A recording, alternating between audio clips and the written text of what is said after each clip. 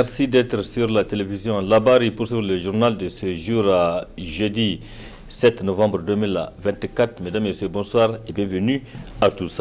Nous débutons ce journal avec la victoire du candidat du républicain. C'est aux États-Unis, donc Donald Trump, à la présidentielle du 5 novembre dernier. Donald Trump, il a été élu donc 47e président des États-Unis en battant son challenge, donc la candidate démocrate Kamala Harris. Donald Trump devient le 47e président des États-Unis. Il passe donc ainsi pour la deuxième fois à la Maison Blanche. Il a été élu président pour la première fois en 2016. Comment, ici au Niger, les citoyens nigériens ont apprécié l'arrivée du Trump une fois de plus à la Maison Blanche? Leur réaction. Cette élection, ça va un peu sensibiliser les Africains, surtout les présidents africains. Aujourd'hui, l'autre élection, Trump a organisé les élections et c'est Biden qui a gagné les élections. Et cette fois-ci, c'est Joe Biden qui a organisé les élections et sa candidate perd. Donc, je pense que les Africains doivent se réveiller. Voir que quand on dit la démocratie, c'est pas truquer les élections dans les journaux, c'est pas bourrer les journaux avec des faux bulletins. Donc si on dit qu'on va appliquer la démocratie, il faut appliquer la démocratie. Il ne faut pas copier la démocratie de l'autre côté et faire le contraire ici en Afrique. Ça, nous n'aimons pas. Si c'est ça la démocratie qu'on applique ici en Afrique, on ne veut pas cette démocratie. Il doit voir ce qui se passe aux États-Unis. Un président en fonction organise des élections et il perd. Donc, vous voyez. Et par rapport au Niger, moi je pense que ça va améliorer la situation entre le Niger et les États-Unis. Parce que Trump, c'est quelqu'un qui n'aime pas l'exploitation des Noirs. C'est vrai qu'il dit que les États-Unis pour les Américains et l'Afrique pour les Africains. Moi, je pense qu'il a une fois même traité de Macron de ridicule. Donc, je pense qu'il ne va pas soutenir Macron aujourd'hui à piller l'Afrique. Année, une campagne là, une Afrique, problème quand Afrique là, il y a une coquille mouna trambang. Il y a une coquille mouna trambang, c'est bon. Là, ce coquille mouna trambang, il faut bagan kagi d'enchera, il va se canner. Il va soit il m'a eu du bondura, il va oui, geno kang kwasu, beaucoup no girkeki, d'où no boramil keki. Cette alternance peut influencer aussi la politique des autres États, comme nous l'avons vite compris. Ça fait longtemps on chante que la démocratie américaine est comme la meilleure démocratie. Bon, entre-temps, c'était leur vision occidentale de la démocratie, mais moi j'ai une autre conception de la démocratie. L'arrivée de Trump au pouvoir peut peut-être plaire aux autres États ou déplaire aux autres États, ça dépend des relations que les États entreprennent entre elles. Mais ce que je reviens à dire aux gens, il faut qu'on rappelle des choses, que les États n'ont pas des amis. Les États n'ont que des intérêts à défendre. Trump ne peut pas être au service des Africains, en aucun cas. Ceux qui pensent que ce soit Trump, que ce soit Hillary, personne ne peut servir nos États mieux que nous-mêmes. Donc c'est à nous de défendre nos intérêts dans nos rapports avec les égaux. Moi je vois que les relations internationales sont des relations qui sont régies par le déterminisme horizontal, c'est-à-dire les rapports entre égales. Le Niger égal aux États-Unis. Je ne suis pas là pour chercher des privilèges ou à ce qu'une politique extérieure puisse influencer la politique nigérienne. J'aimerais au contraire que nous, Africains, constituions notre propre force, qu'on puisse aujourd'hui dire ce qui doit être la géopolitique du monde, pas être seulement des téléspectateurs, faire prévaloir nos souverainetés, faire prévaloir nos valeurs, faire imposer notre politique à l'humanité. Selon ma perception des choses, ils ne sont pas meilleurs que nous et ce n'est un non-événement. C'est comme dans n'importe quel pays, il y a eu des élections, un président a quitté un autre, arrivé, chacun a un programme. Et le nouveau président ne peut pas être là pour au service des Africains. Ça ne peut en aucun cas. D'ailleurs, sa politique était nationaliste, nous le savons. C'était à l'instant les réactions de quelques citoyens nigériens sur l'élection du président américain, donc Donald Trump, qui devient ainsi le 47e président des États-Unis à la suite du scrutin du 5 novembre dernier. Niamey dispose désormais d'une brigade de mœurs, une décision des autorités de la région pour stopper le phénomène de débauche et autres pratiques contraires à nos réalités socio-culturelles. Une décision donc qui vient à point nommé car elle est saluée par les différents acteurs comme vous allez le voir dans ce reportage signé Ismaël Moumouni et Ibrahim Abdou. Lutter contre la dépravation des mœurs à Niamey, c'est ce qui a conduit le gouverneur de la région à créer une brigade des mœurs. Cette dernière sous-entend les valeurs cardinales qui harmonisent la vie en société. Les jeunes, qui sont d'ailleurs considérés comme acteurs principaux de la dépravation des mœurs, saluent cet arrêté du gouverneur à travers le Conseil national de la jeunesse, CNJ. Le gouverneur a pris une mesure salutaire et d'ailleurs cette mesure s'ajoute à beaucoup de mesures qu'elle a pu prendre, notamment la lutte contre le fait que les voies publiques, les acteurs de la ville de Niamey soient envahis par les mendiants. Donc cette décision vient s'ajouter à la mesure prise par le gouverneur de prendre des mesures pour que la ville de Niamey soit débarrassée de tout ce qui est mendiant ambulant. Et aujourd'hui, il vient de prendre une autre décision importante qui à saluer à juste titre, qui est à encourager parce que il faut que dans notre société, les valeurs cardinales, les valeurs d'antan, ce que nous avons hérité de nos grands-parents, de nos ancêtres, soient respectés.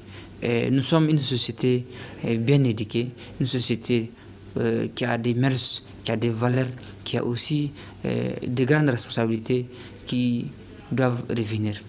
La gestion familiale incombe au chef de foyer et c'est un bon responsable administratif de la région que le général de brigade Asuman Abdou Harouna a pris cette décision, un acte hautement apprécié par l'association islamique du Niger.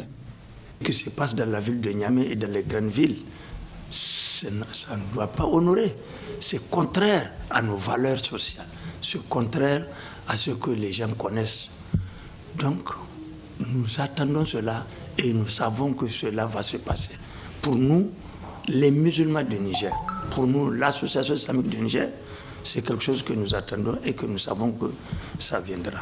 Donc, nous disons bonne chance pour le CNSP, bonne chance pour le gouverneur de la ville de Niamey, bonne chance pour tous les décideurs.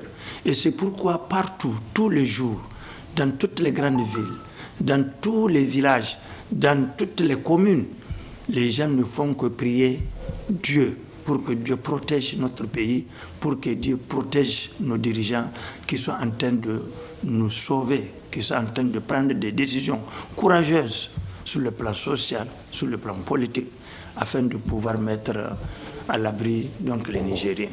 Vraiment, c'est une décision très courageuse, c'est une décision islamique, religieuse. C'est vraiment une responsabilité et que le CNSP, à travers donc le gouverneur de la ville de Niamey, est en train de prendre. À travers cette décision, les personnes qui vont commettre dans la capitale des actes et les gestes contraires à nos valeurs sociales vont certainement subir des lourdes sanctions. Merci Ismaël Moumouni. Parlons santé à présent. Comme ce que nous avions eu à faire avec les autres maladies que vous avez suivies sur nos antennes, nous attaquons cette fois-ci la lèpre. Après la définition de cette maladie, le Dr Gado Moussa, coordinateur national du Centre national de lutte contre la lèpre, nous parle aujourd'hui des modes de transmission de cette maladie. On l'écoute. Les modes de transmission de la lèpre, il y a essentiellement deux possibilités, deux modes de transmission. La plus importante est la voie respiratoire, c'est-à-dire à travers la respiration, les gouttelettes de pluie, de salive, vous pouvez transmettre la lèpre. Celui qui a la lèpre peut transmettre à travers la respiration, essentiellement. L'autre voie de transmission, c'est les contacts directs avec les lésions cutanées. Donc voilà les modes de transmission de cette maladie. Le diagnostic de la lèpre, vous savez, pour ce diagnostic, l'OMS a proposé à tous les pays le diagnostic opérationnel. C'est-à-dire vous n'avez pas besoin d'avoir un laboratoire pour poser le diagnostic de la lèpre. En ce sens que nous enseignons cette procédure à travers les différentes sessions de formation ou bien lors des supervisions formatives des agents à travers 3 principaux signes qu'on appelle les signes cardinaux de la lèpre. Donc, la présence d'un seul signe cardinal permet de poser le diagnostic. C'est ça qu'on enseigne aux agents de santé, essentiellement au niveau périphérique, pour faire le dépistage et le traitement de la lèpre. Comment se fait-il? C'est à travers, je disais, les 3 signes cardinaux. Si vous trouvez une tache, il y a une méthode qu'on fait pour faire le test de sensibilité de cette tache-là, avec du coton. Donc si vous posez le coton sur la tache, normalement, dans la plupart des cas, la tache est insensible. Donc dès que la tache est insensible, on est à l'aise de poser le diagnostic de la lèpre dès le premier signe cardinal qui est cutané. Si par exemple la tache est sensible, on ne peut pas exclure aussi la lèpre, parce qu'il y a certaines taches qui sont sensibles dans la lèpre même. Et en ce moment, on passe à la deuxième étape, qui est la palpation des nerfs. Il faut examiner les différents nerfs qui sont susceptibles d'être atteints par le bacille. Donc on passe de la tête jusqu'au pied, examiner ces nerfs, chercher ce qu'on appelle un gros nerf, une hypertrophie du nerf, de ces nerfs-là. Donc si vous trouvez une tache même sensible avec un gros nerf, on confirme également aisément qu'il s'agit d'un cas de lèpre. Et le troisième cas de figure, c'est quand on n'a pas trouvé ni tache insensible, ni un gros nerf.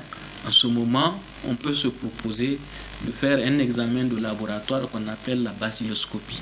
Et cette bacilloscopie-là va chercher le bacille à l'intérieur des prélèvements de peau, sur l'âme et lamelle, et on retrouve le bacille et on confirme qu'il s'agit d'un cas de lèpre. Voilà les critères de diagnostic de la lèpre dans nos pays. 3 signes cardinaux. La présence d'un seul signe cardinal permet de poser le diagnostic de la lèpre sur le plan opérationnel.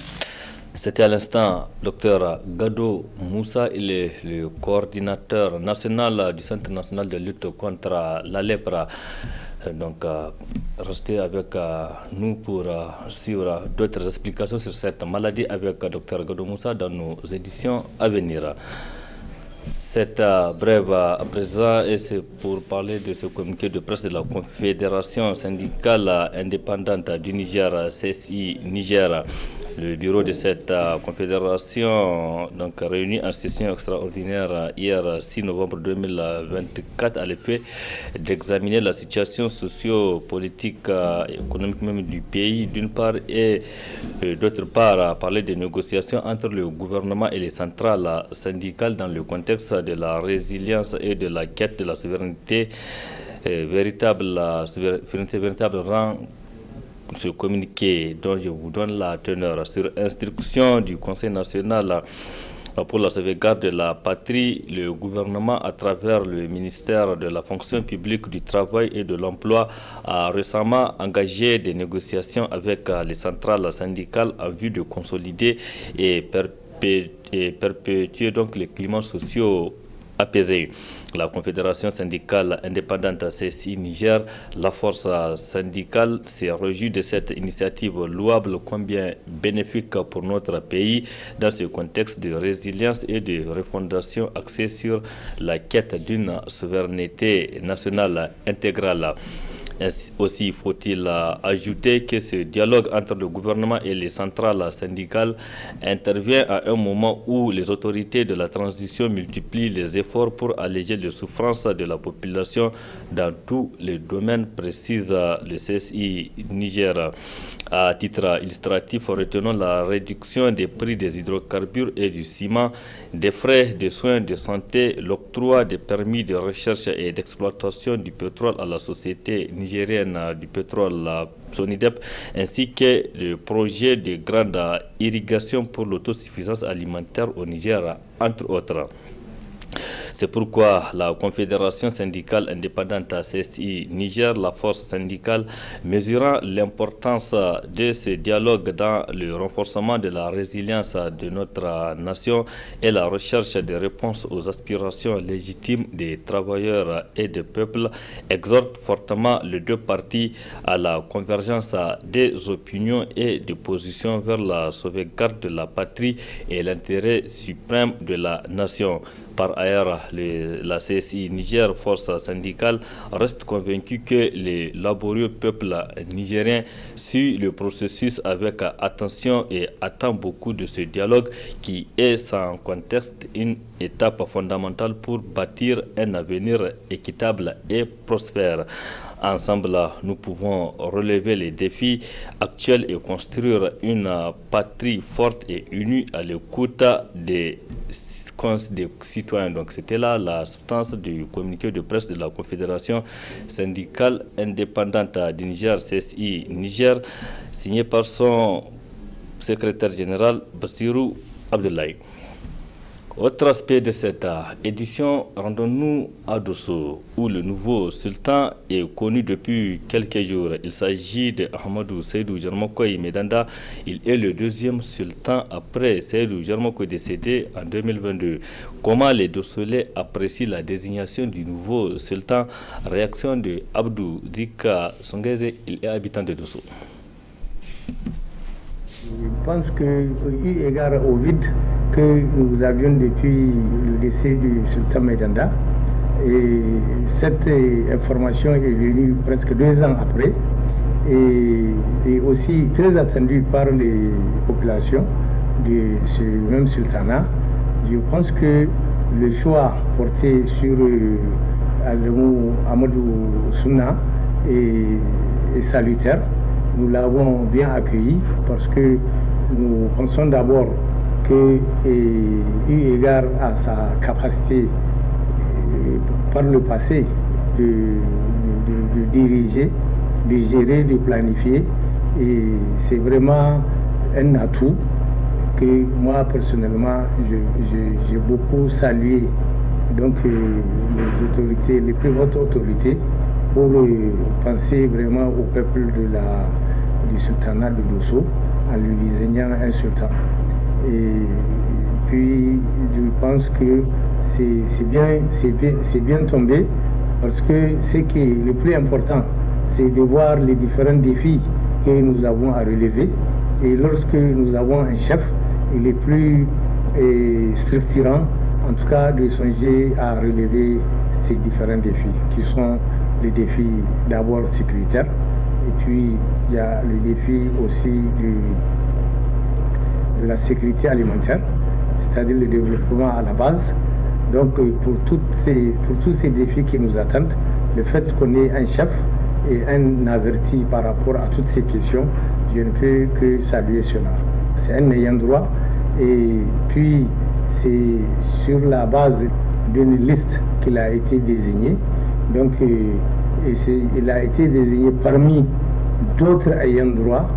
Et alors là, l'idéal serait que tout le monde se met pour devenir un seul, afin que nous puissions faire en sorte que notre communauté puisse se développer. On n'est pas à la... Ça, c'est des questions pour moi qui sont même dépassées.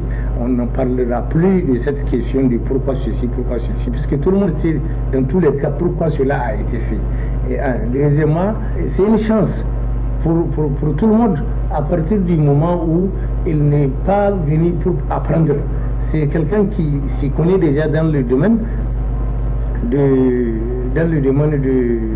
diriger, Et je pense que c'est vraiment un atout pour le peuple du sultanat de Dosso et que nous allons tous nous mettre comme un seul homme et sans avoir des contestations ou des ennemis à gauche et à droite. Les gens sont les mêmes. Et dans tous les cas à Dosso, vous allez le constater, tous les Dossolais sont ensemble, ils sont du même bord, ils sont les mêmes parents, ils n'ont pratiquement pas de problème. Je crois que ça, c'est vraiment quelque chose de très positif et nous allons nous y mettre beaucoup pour la réussite d'abord du sultan et puis pour aussi que nous allons tout faire pour œuvrer pour le développement et vraiment l'épanouissement, le bien-être de la population. Abdou Zika Songeze, habitant de Dosso, qui réagissait à la suite de la nomination du nouveau sultan de Dosso.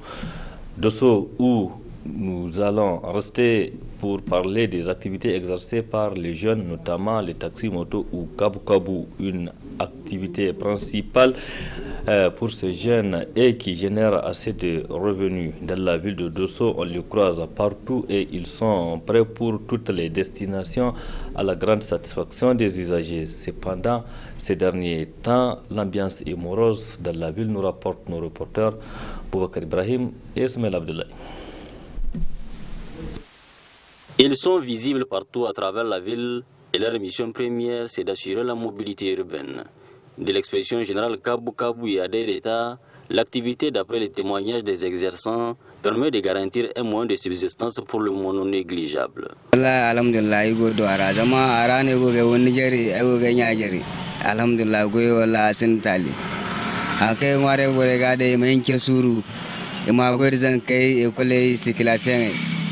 Yanno ko ne albere ale to ko mayin sur de cer doublé la ladin mayin ke suru Par jour, on peut se retrouver avec 10 000, 15 000, voire même 20 000 en fonction des jours. 10 000, 15 000, ale 20 000 mo ba gadu amma ça dépend dama lokaci fo kwara aka samu lokaci fo kwara arane hiji arane woge wondo jaren de nya kulu ko na also man tibai wonno ay go te kama minno kabu ana dan samu wata rana kuma wata rana ba a samu dan shi aiki ka san wani bi ka ji dadi wani bi ba ka jin dadi.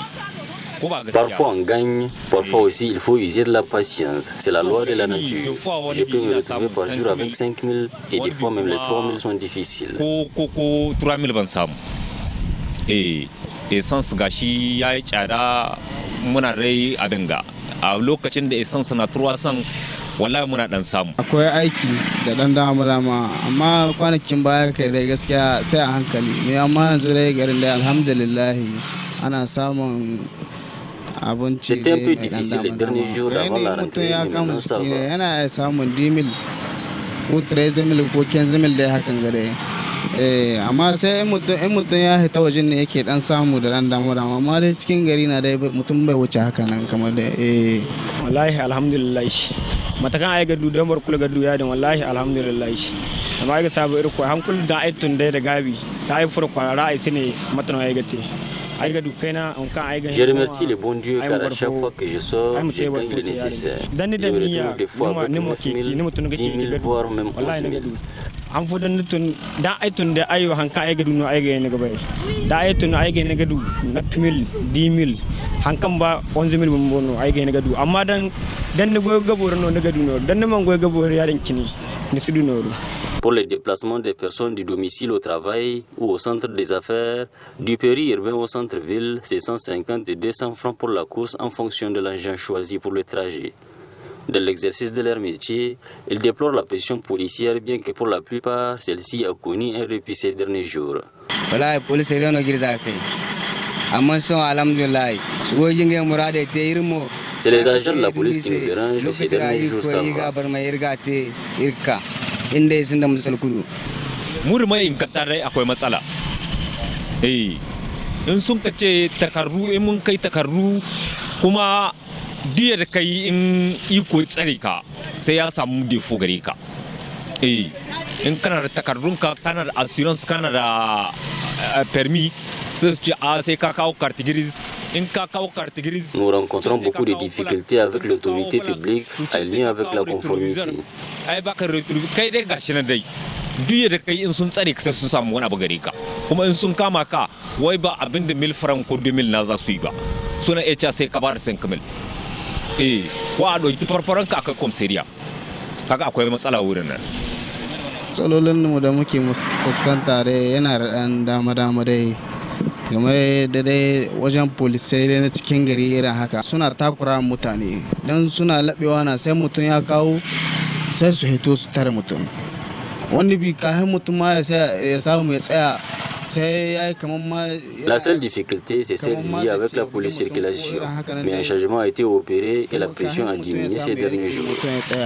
Tunda gabuna suka hito mutum gaskiya amma yanzu dai waɗannan polisai dai na ga an sabke su an kawo da sabbi su dai ne bamu fara irin haɗuwa da su ba da irin hakan. Wallahi girbe dai alhamdulillah amma girban dai no halin police bar mai irga du masala inda amma son wallahi alhamdulillah inda wallahi irga ma kirsi ya dace. Hérité du grand voisin du sud, cette activité qui a pris d'assaut le transport urbain dans plusieurs villes du Niger a été une véritable aubaine pour pas mal de jeunes au chômage. Merci Boubacar Ibrahima. Point final de cette édition. Merci à vous de l'avoir suivi. Restez en compagnie des programmes de la télévision Labari. Excellente nuit à toutes et à tous. Bonsoir.